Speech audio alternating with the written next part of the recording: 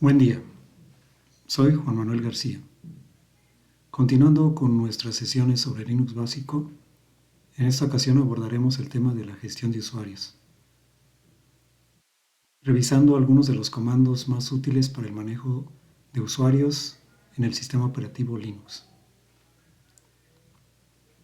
Comenzaremos revisando un archivo que contiene información esencial sobre los usuarios del sistema, el archivo /etc/password. Este es un archivo que está en texto plano y que contiene la información sobre los usuarios del sistema. Este archivo es utilizado por el sistema operativo para verificar las credenciales del usuario cada vez que inicia sesión. Veamos cómo es el formato de este archivo. El archivo contiene una lista de usuarios, cada uno en una sola línea, donde cada línea tiene 7 campos que están separados por 2 puntos. Los campos que contiene son los siguientes. El primer campo es el nombre del usuario. El segundo campo es la contraseña. Este campo de contraseña solía contener la contraseña cifrada del usuario. Sin embargo, en versiones actuales ya no se utiliza para almacenar la contraseña, sino simplemente sirve para indicar si se ha configurado o no una contraseña. Si el campo contiene una X, significa que la contraseña se almacena en un archivo que se llama /etc/shadow. Este archivo posteriormente lo revisaremos. Si el campo está vacío, el usuario no tiene una contraseña configurada. El tercer campo es el User ID. El User ID es un número entero que se le asigna a cada usuario de manera única. El User ID es muy importante porque es realmente el identificador del usuario internamente dentro del sistema.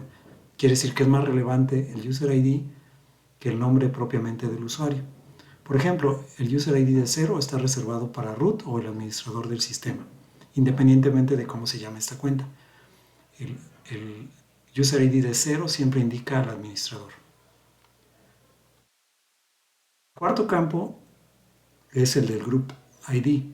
Este campo es el identificador del grupo al cual pertenece el usuario o el grupo principal al cual pertenece el usuario. Un usuario dentro de Linux puede pertenecer a varios grupos, pero en este campo se indica cuál es el principal de ellos. El siguiente campo lleva la información del usuario. Este usualmente contiene el nombre completo del usuario.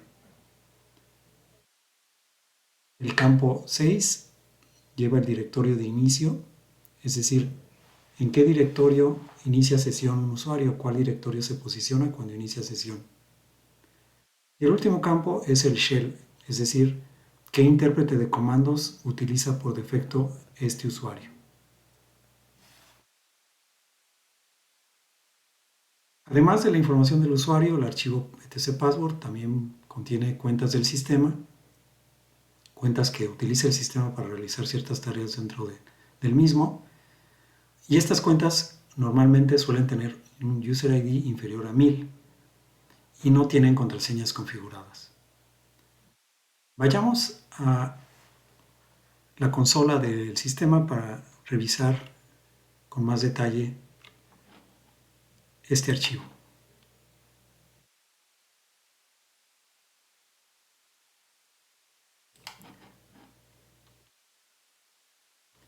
Bien, aquí estamos dentro de la consola del sistema.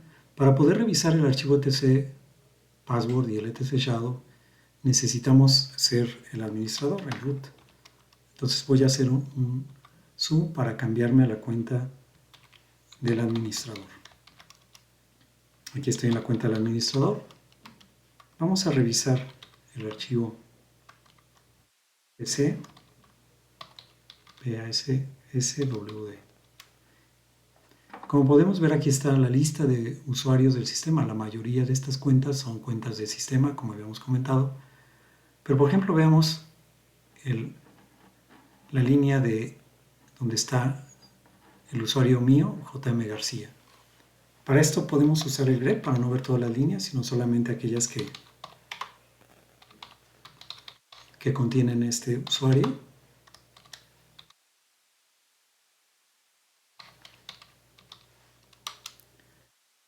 Podemos ver Esta línea contiene la información del usuario JM García. Vamos a revisar los campos. El primer campo es el nombre del usuario, JM García, es el login con el que inicia sesión el usuario en el sistema. Ese es el primer campo, aquí en este caso sería el nombre JM García. El segundo campo es el de campo de contraseña, tiene una X, quiere decir que esta cuenta tiene una contraseña configurada. El segundo campo es el user ID, el número de usuario, en este caso es el usuario 1000, ese es su user ID. El siguiente es el group ID, que es el identificador de grupo, es el número de grupo al cual pertenece, también sería el grupo 1000. Por default, cuando se crean usuarios, se crea un grupo para el mismo usuario. O sea, aquí cuando se creó la cuenta JM García, se creó un usuario JM García y un grupo JM García que tiene el group ID 1000. Después viene, en el quinto campo, viene el nombre completo del usuario, Juan Manuel García. Se podría añadir área a la que pertenece y algunos otros datos, por eso estos datos vienen en blanco. Y en el siguiente campo, que sería el sexto, viene el directorio en el cual inicia sesión el usuario JM García. Este viene como home, diagonal, JM García. Y el último campo es el shell con el cual inicia sesión este usuario, que sería en este caso el shell o intérprete de comandos de Bourne o Bash, que es exactamente en el cual nosotros estamos. Esta es la información que contiene este archivo etc password. Decíamos que la contraseña viene en otro archivo que si nosotros vamos a ver los permisos que tiene el archivo etc password. Como podemos ver, este archivo es de lectura y escritura solamente para root, de lectura para todos los del grupo de root y de lectura para todos los demás usuarios. Todos los usuarios pueden leer el archivo etc password. Esto es así porque cualquier proceso que corra debe de poder acceder a esta información del usuario para cuestiones de permisos y de credenciales. Pero, entonces, por tanto, aquí no se almacena en la contraseña, sino que esta se almacena en el archivo etc shadow. Si observan, el archivo etc shadow solamente tiene permisos de lectura y escritura para el usuario root y solamente lectura para un grupo de usuarios llamados shadow, que son los que manejan este archivo. Pero nadie más tiene acceso de lectura a porque este archivo contiene información sobre las contraseñas y algunos datos adicionales sobre el uso de la contraseña para las cuentas de los usuarios. Regresamos a nuestra presentación para ahora platicar sobre qué información contiene el archivo etc shadow.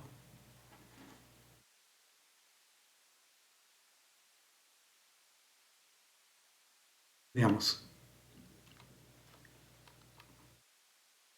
El archivo etc shadow, como comentábamos, es un archivo de texto plano que contiene información de contraseñas para las cuentas de usuario en el sistema operativo Linux. Y como habíamos revisado, este archivo solo es legible para el usuario root. ¿Cuáles son los campos contenidos en el archivo etc shadow? Bueno, igual, aquí se tiene una lista de usuarios, cada uno en una sola línea, y cada línea contiene 9 campos separados por 2 puntos. Los campos son los siguientes. El primer campo es el nombre de usuario con el que inicia sesión en el sistema. El segundo campo es la contraseña. Aquí sí contiene la contraseña. Está cifrada y más que cifrada es un hash de la contraseña, de tal manera que no sea legible. Si la contraseña está vacía, el usuario no tiene contraseña configurada. El siguiente campo es el último cambio de contraseña, es la fecha cuando se realizó el último cambio de contraseña para esa cuenta de usuario. Este se almacena en el formato de tiempo de Unix, que es el número de días que han transcurrido desde el 1 de enero de 1970 hasta la fecha en que se realizó el cambio de contraseña. El campo número 4 es la edad mínima de la contraseña. Este define el número mínimo de días que deben de transcurrir antes de que de que el usuario pueda hacer un cambio de contraseña. Quiere decir que si aquí, por ejemplo, este campo contiene un 3, el usuario se tendría que esperar al menos 3 días para poder volver a cambiar la contraseña. Campo 5 es la edad máxima de la contraseña. Este es el número máximo de días en el cual se puede permanecer con la misma contraseña. Una vez que se ha vencido este plazo, el usuario es forzado a cambiar de contraseña. Desde que se vence esta edad máxima de la contraseña, hay un periodo de advertencia que se marca en el campo número 6. Este campo indica el número de días con el cual se debe de avisar al usuario que su contraseña está por expirar. El siguiente campo es el periodo de inactividad de la contraseña. Este especifica el número de días que la cuenta del usuario se permanecerá inactiva, es decir, puede permanecer inactiva, es decir, sin ser utilizada, antes de que la contraseña expire y la cuenta se bloquee. El penúltimo campo es la fecha de caducidad de la cuenta. Aquí se especifica en qué fecha la cuenta del usuario se bloqueará y se desactivará automáticamente. Y el siguiente es un campo reservado que sea reservado para usos futuros. Este archivo etc shadow es un archivo muy especial, muy importante para la seguridad de Linux, ya que allí se almacena información que es confidencial sobre las contraseñas de los usuarios. Es importante proteger este archivo de acceso no autorizado y asegurarse de que las contraseñas se almacenen de manera segura. Vayamos a nuestra consola para revisar el contenido de este archivo etc shadow.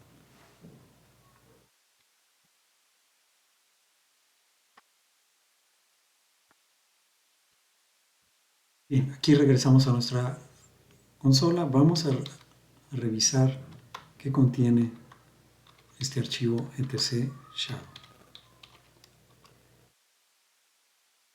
Bien, como pueden ver, aquí está la información a la que hicimos referencia para las diferentes cuentas del sistema. En este momento nada más tenemos un usuario que es JM García, las demás son cuentas de sistema. Vamos a revisar la línea del usuario JM García y la información que contiene en cada uno de los campos. Para esto vamos al grep que vimos en la sesión pasada.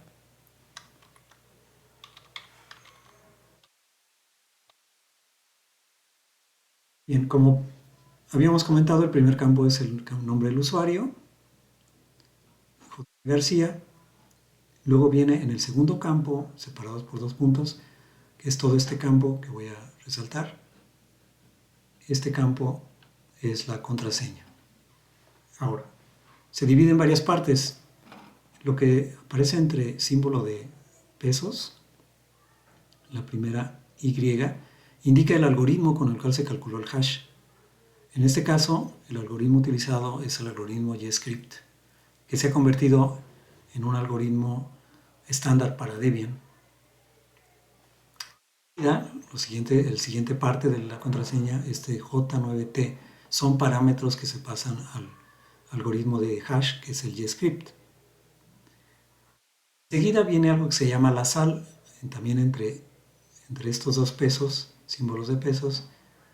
Esta secuencia de caracteres indica la sal. La sal se utiliza para añadirla a la contraseña y obtener el hash. La sal son valores pseudoaleatorios que son diferentes para cada entrada del archivo etc shadow. ¿Por qué se hace uso de la sal? Es para que, si no se utilizara sal, por decir algo, y nada más se calculara el hash de la contraseña, ocurriría que si 2 usuarios tienen la misma contraseña, su hash sería igual. Y entonces sería posible averiguar quiénes de los demás usuarios tienen una misma contraseña, lo cual revelaría información sobre las contraseñas. Para evitar eso se añadió esta sal, que es cadena pseudoaleatoria, en donde cada vez que se calcula el hash de un password, se le añade la sal al password, se suma la sal y el password, se concatenan, se calcula el hash, y entonces de esa manera, aunque hubiera usuarios que tuvieran contraseñas iguales, su hash va a ser distinto porque la sal es distinta. El siguiente valor después de la sal pues es ya la contraseña. Aquí está la contraseña del usuario JM García, pero en un hash utilizada con JScript. De esta manera todo este campo tiene toda esa información sobre la contraseña del usuario. A continuación viene la fecha del último cambio que se hizo a esta contraseña. Por supuesto, este 19.454 es el número de días transcurridos desde el 1 de julio, perdón, 1 de enero de 1970 hasta la fecha en la cual se realizó el último cambio de contraseña. Entonces, el formato de días es lo que o de fechas es lo que se llama el formato de fecha de Unix, ¿no?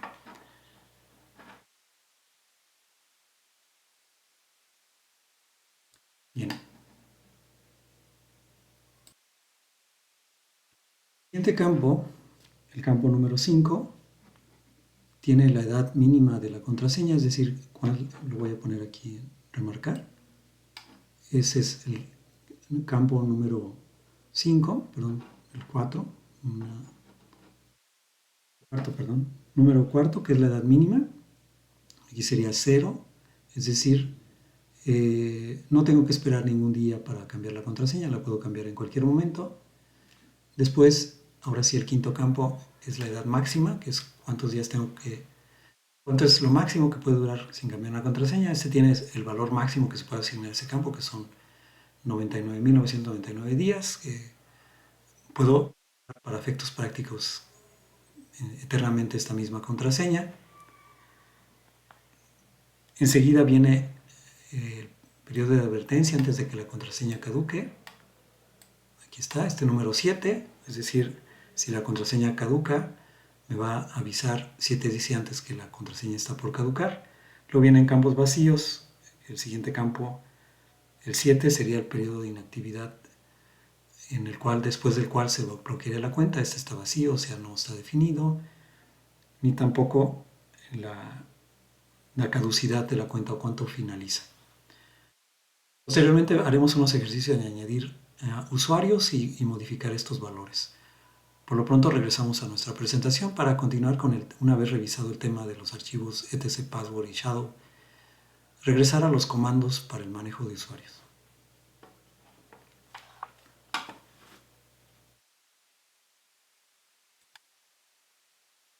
Regresamos a nuestra presentación. Enseguida veamos cuáles son los comandos básicos para la gestión de usuarios en el sistema operativo Linux. El primero de ellos, UserAdd, es el comando para agregar nuevos usuarios al sistema. Por default, va a crear un nuevo directorio del inicio de usuario en el directorio Home con el mismo nombre que el nombre de usuario. Más adelante veremos unos ejemplos del uso de este comando UserAdd. El comando passwd, que sirve para cambiar la contraseña de una cuenta de usuario. El userdel, que es para borrar o eliminar una cuenta de usuario del sistema. Usermod, que es para modificar una cuenta de usuario existente, se puede utilizar para cambiar propiedades de la cuenta de usuario como el directorio de inicio de sesión, la shell que se utiliza y otras propiedades de la cuenta. Más adelante ilustraremos algunos ejemplos. Los comandos importantes son group add, que sirve para añadir o crear un nuevo grupo de usuarios. Del, que sirve para eliminar a su vez un grupo de usuarios. Usermod con los parámetros "-a" minúscula y "g" mayúscula para añadir usuarios a un grupo existente o un usuario a un grupo existente. Recordemos que un usuario puede pertenecer a varios grupos y con este comando podemos añadir a grupos adicionales. Y el comando ID, que se utiliza para mostrar información sobre un usuario o grupo. Este me muestra el user ID, el group ID y la pertenencia a grupos de usuario. Bueno, vamos a pasar a nuestra consola de comandos para ilustrar con ejemplos el uso de algunos de estos comandos.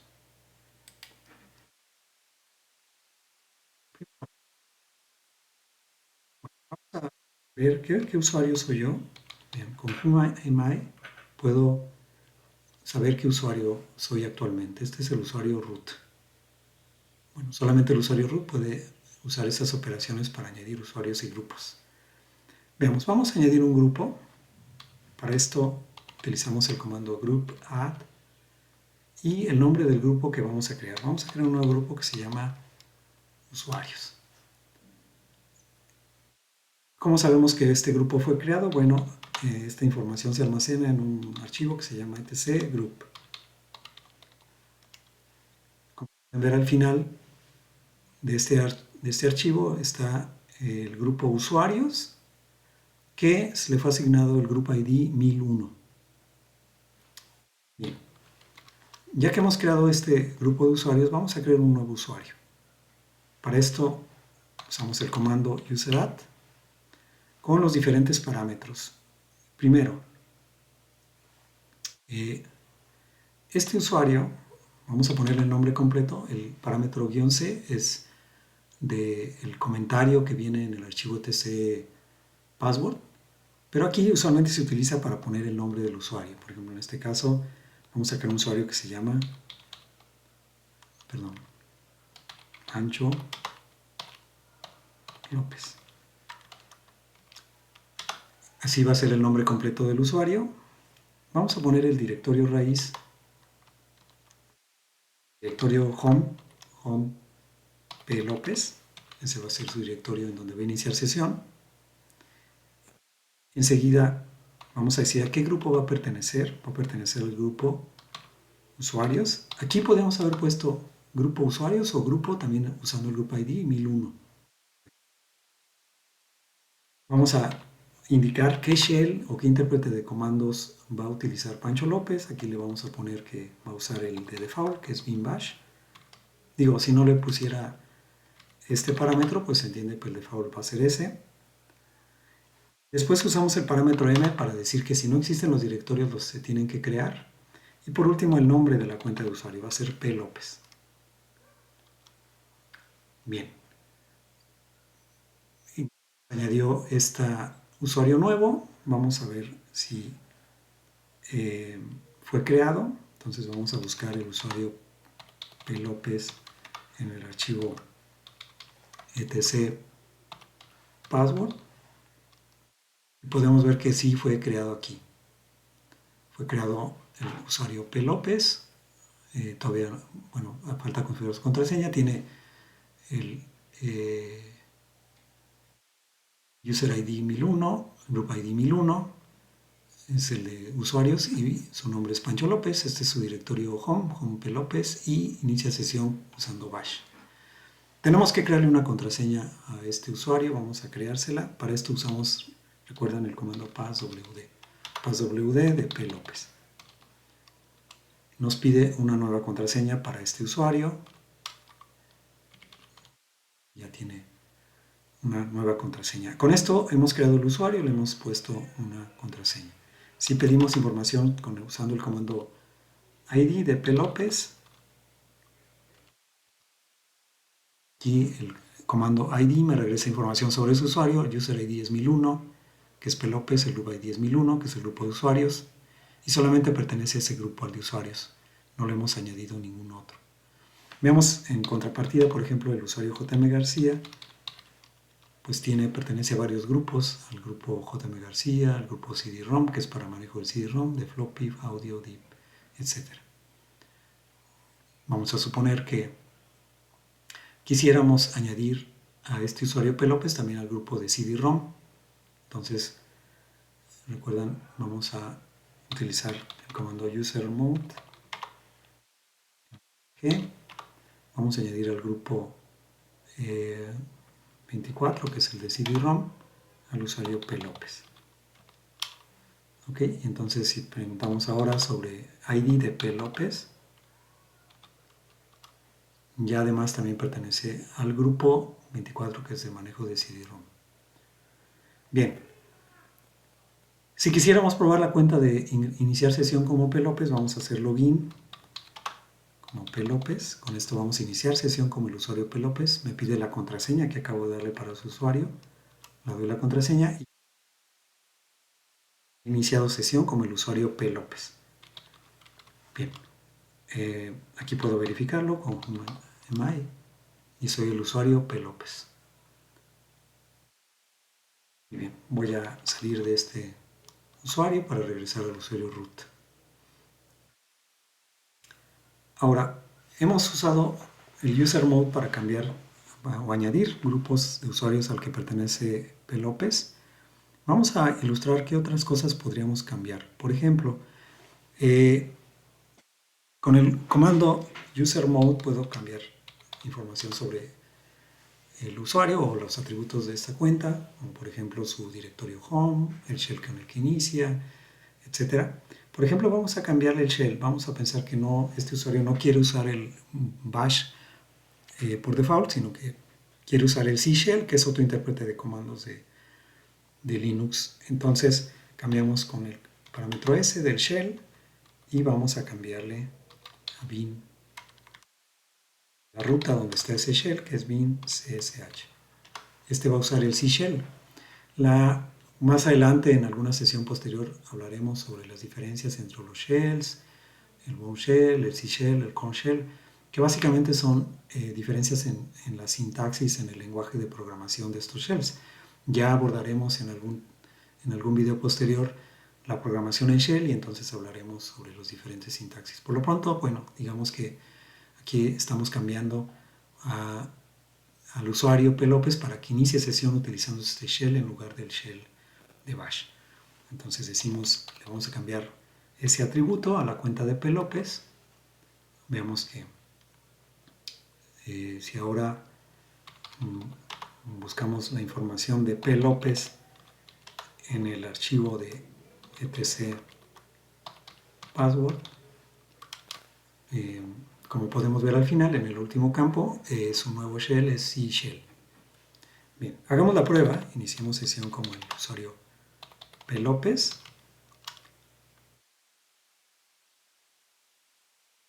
Vean que cambia el prompt. ¿Sí? El prompt ya no es un signo de peso, sino es este signo de porcentaje indicando que es un nuevo shell.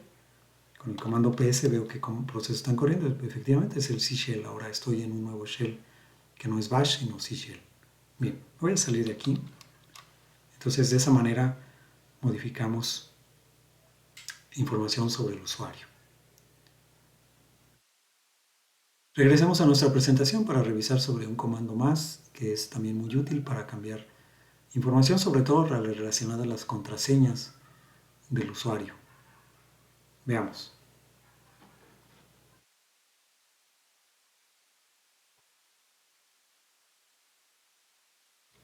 Bien,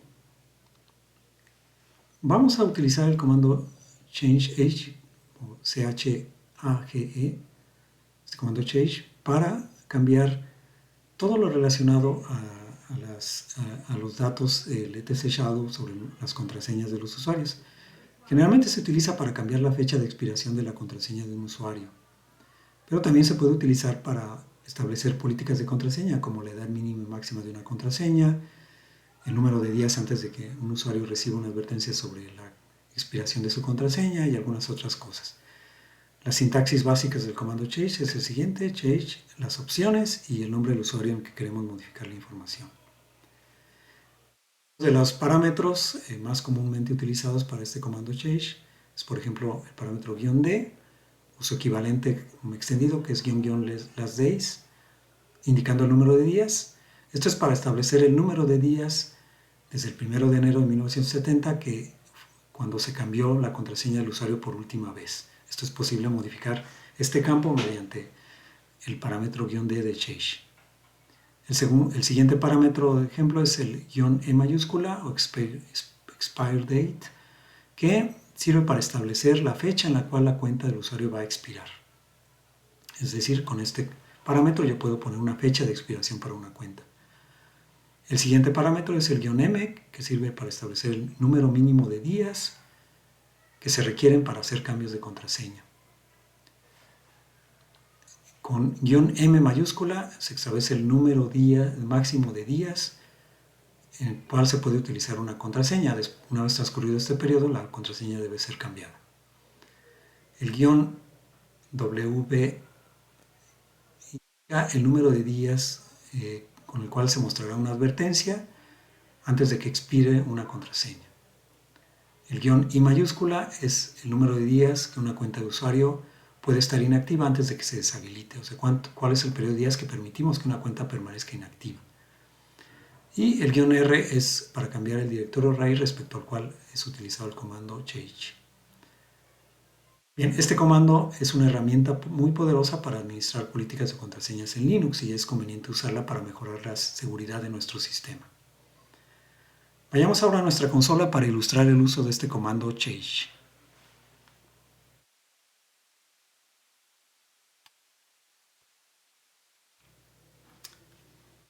Bien, veamos cómo se utiliza el comando change. Primero, veamos qué información tiene el usuario P. López relacionada a sus contraseñas. Para esto buscamos al usuario P. López en el archivo etc. Chao. Como pueden ver, aquí está P. López, el segundo campo es su contraseña, fecha de la última modificación, número mínimo máximo, el número mínimo es 0, o sea, el usuario puede cambiar la contraseña cuando lo desee, y el número máximo de días que puede permanecer con la contraseña, pues es el número máximo permitido en ese campo, que son 99.999 días, o sea, casi su contraseña puede durar 100.000 días, que es pues, casi por siempre, y el número de advertencia, que es el 7, y los demás campos no están definidos. Modifiquemos esa información, por ejemplo, bueno, esta la podemos leer de manera más legible usando el change-l P. López. Se observan, la última vez que se cambió la contraseña es 24 de abril, o sea, el día de hoy. El password expira, pues prácticamente nunca expira. Si se permite que lo de password inactivo es nunca, o sea, es decir, no hay un periodo de inactividad y la cuenta expira nunca, ¿no? O sea, esta cuenta siempre está habilitada. El mínimo número de días antes de que se cambie el password son 0, o sea, se puede habilitar en cualquier momento, se puede cambiar en cualquier momento. El máximo número de días es 99.999 y el número warning son 7. Bien, por ejemplo, si hacemos change, vamos a cambiar el número máximo de días que puede permanecer una contraseña. Por ejemplo, en muchas acreditaciones de seguridad, lo recomendable es que al menos cada 3 meses los usuarios cambien su contraseña. Entonces vamos a poner que el periodo máximo que puede durar una contraseña es de 90 días. Entonces hacemos change-m mayúscula 90 al usuario P. López. La información de P. López, como podemos ver, aquí dice el máximo número de días entre cambios de contraseñas de 90 días. Y entonces, por ejemplo, como en este caso el último cambio fue abril 24, la siguiente vez que expire la contraseña será en julio 23, exactamente dentro de 3 meses, julio 23 de 2023 va a expirar su contraseña. Bien, de esta manera modificamos su caducidad a 90 días de la contraseña. Bien. ¿Qué pasa si quisiéramos forzar a que en cuanto inicie sesión el usuario P. López tenga que cambiar su contraseña, ¿no? En la siguiente inicio de sesión? Para esto hacemos change, vamos a poner -d igual a 0, P. López. Con esto estamos indicándole que, bueno, estamos cambiando la última fecha de cambio de password a 0 y con eso estamos forzando a que el usuario cuando inicie sesión tenga que cambiar la contraseña.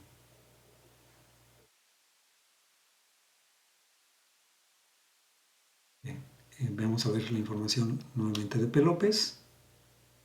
Entonces, como pueden ver, nos indica que el password tiene que cambiarse inmediatamente. Vamos a entrar como si fuéramos el usuario P. López para ver si esto funciona. Login P. López. Me va a pedir mi contraseña y me dice que requiero cambiar inmediatamente la contraseña, que eso fue forzado por el administrador. Entonces vamos a cambiar la contraseña. Alguna otra. Aquí me pedía la contraseña actual. Entonces, la contraseña actual, una nueva contraseña. Dale una nueva contraseña. Ya quedó. Me vi forzado a cambiar la contraseña. Vamos a salirnos de la cuenta de P. López para ver cómo quedó ahora la información de usted. Bueno, ya la modificó y ya la acabo de actualizar y otra vez quedan 90 días para que la modifique. ¿Qué pasa si queremos que dentro de cierto número de días la cuenta expire? Queremos poner una fecha de expiración para que forzara que en cierta fecha el usuario cambie su contraseña. Para esto debemos de calcular el valor que debemos de poner en la cuenta de P. López.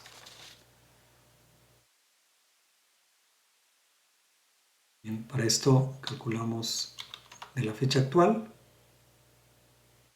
cuál es la fecha actual, pero la queremos en este formato. Bueno, queremos, ¿cuál es la fecha actual más? Supongamos que queremos que se caduque en 45 días. Vamos a poner la fecha actual más 45 días. ¿Qué fecha será dentro de 45 días? Y la queremos en un formato,